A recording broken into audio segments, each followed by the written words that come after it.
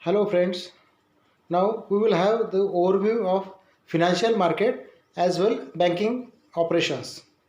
Now in regards to the financial market it is divided into regulated and unregulated market. In some book it is also referred as organized sector and unorganized sector. Now what is regulated or organized sector? Now regulated or organized sector which has proper supervision, control and system by a central authority, which is known as regulated one. Vice versa, unregulated market or unorganized sector which lacks recognition of transactions. So there is no proper recognition of transaction, which is known as unregulated market. Now, after knowing the classification of this financial system, that is regulated and unregulated or organized and unorganized, now let us understand what comes under regulated or organized sector. Say for example, banking system. If you observe in our India, we have we are following a proper banking system where even if you take example of nationalized bank or cooperative bank, so there is a proper system and there is a proper control which is from the Reserve Bank of India. Now another sector is cooperative system. Even cooperative system in India is also having proper control as well as supervision. Take example of even milk dairy in our Maharashtra state and even in other state also in Gujarat. So there are several milk dairies which are running on cooperative basis. Amul is the example. In Pune, Katras, another example, which are the cooperative system. Then developmental banking system is also example of organized sector. Money market, money market having a lot of instruments which are being controlled and having proper supervision from Reserve Bank of India. So these are some example of organized sector. Now what is the unorganized sector or unregulated one? In unregulated one, money lender is the example.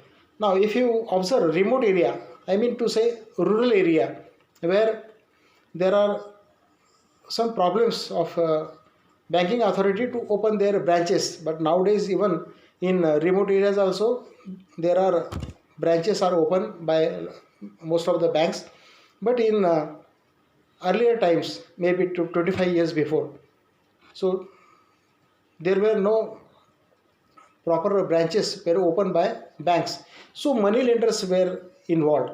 Money lenders, what was their job or what was their function? They used to supply money to the farmers and the needy one, and these money lenders are nothing but in various states there are different words. In say Uttar Pradesh, they are being known as Mahajan, Jamindar, Mahajan, Jamindar. In our Maharashtra, we know Saukar. So Saukar, Jamindar, or these are the money lenders who are the part of unorganized. So their lack of transactions, their transactions do not have any proper authentication. Then landlord, Mahajan. This is also example of unorganized financial system. Now in order to have proper control over this organized sector, so by default RBI, Reserve Bank of India, which is the supreme authority which controls all kinds of bank in our India. Then we will just have a look of development of financial system since 1991. After, if you take a benchmark year 1991, so how this our financial system has improved. So banking and credit policy was introduced after 1991. Then governance and lending practices like say NPA, SLR. NPA stand for non-performing assets. SLR stand for statutory liquidity rate. These are the concepts which are introduced since 1991. Then insurance companies. Insurance companies we have been in our India since independence, but after that, particularly after 2000, insurance sector is being given to the private parties, private players. So privatization started after 2000.